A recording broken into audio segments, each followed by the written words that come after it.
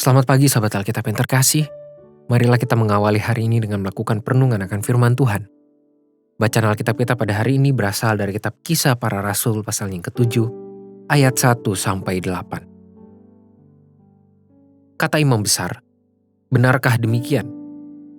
Jawab Stefanus, "Hai saudara-saudara dan bapak-bapak, dengarkanlah.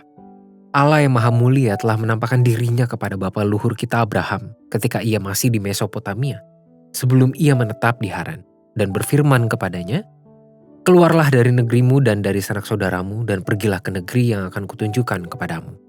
Maka keluarlah ia dari negeri orang Kasdim lalu menetap di Haran. Dan setelah ayahnya meninggal, Allah menyuruh dia pindah dari situ ke tanah ini, tempat kamu diam sekarang. Dan di situ Allah tidak memberikan milik pusaka kepadanya, bahkan setapak tanah pun tidak. Tetapi ia berjanji akan memberikan tanah itu kepadanya menjadi kepunyaannya dan kepunyaan keturunannya, walaupun pada waktu itu ia tidak mempunyai anak. Beginilah firman Allah, yaitu bahwa keturunannya akan menjadi pendatang di negeri asing dan bahwa mereka akan diperbudak dan dianiaya 400 tahun lamanya. Tetapi bangsa yang akan memperbudak mereka itu akan kuhukum, firman Allah.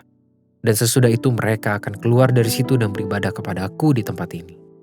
Lalu Allah memberikan kepadanya perjanjian sunat, dan demikianlah Abraham memperanakan Ishak, lalu menyunatkannya pada hari yang ke-8. Dan Ishak memperanakan Yakub dan Yakub memperanakan ke-12 bapa leluhur kita. Stefanus melakukan sebuah cara yang tergolong unik dalam merespons kondisi persekusi yang ia alami. Secara khusus, Stefanus memberikan kesaksian dengan mengutip sejarah perjanjian yang mengakar dalam kebudayaan dan iman bangsa Israel. Stefanus sedang berupaya membangun landasan teologis sekaligus iman atas diri Yesus Kristus dengan cara merujuk perjanjian yang terjadi antara Tuhan dengan nenek moyang bangsa Israel. Cara ini tergolong tepat dan efektif untuk dilakukan, mengingat Stefanus sedang dimintai pertanggungan jawab oleh para pemuka agama Yahudi yang sudah pasti memahami konsep perjanjian itu. Dengan kata lain, melalui upaya kilas balik historis tersebut, Stefanus sedang mengajak para pemuka agama untuk menyadari terlebih dahulu mengenai urgensitas penyelamatan yang nantinya akan ia jelaskan telah dilakukan oleh Yesus Kristus. Tidak hanya berhenti sampai di situ, melalui kilas balik historis ini pula Stefanus sedang menunjukkan bahwa perjanjian dan penyelamatan yang terjadi itu semata-mata hanya oleh karena inisiatif kasih Tuhan yang tak terbatas dan tak ternilai.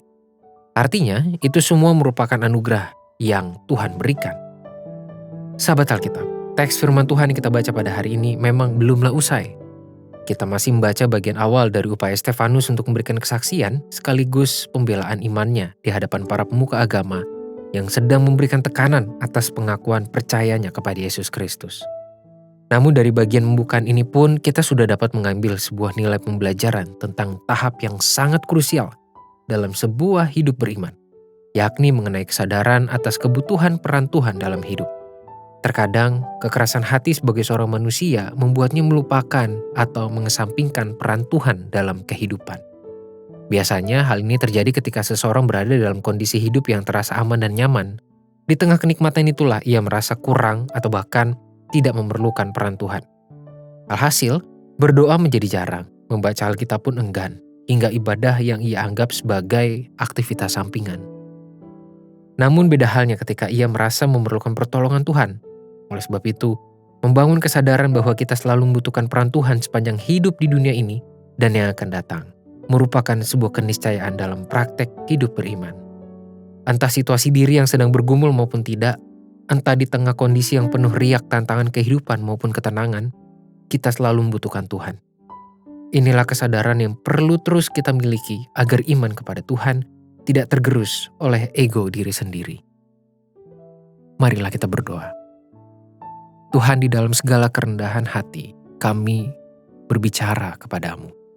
Kami menyerahkan diri kami dan kami memohon agar kami memiliki kerendahan hati untuk selalu mengakui bagaimana kami membutuhkan Tuhan, bagaimana hidup kami tidak akan bisa berlanjut tanpa kehadiran Tuhan.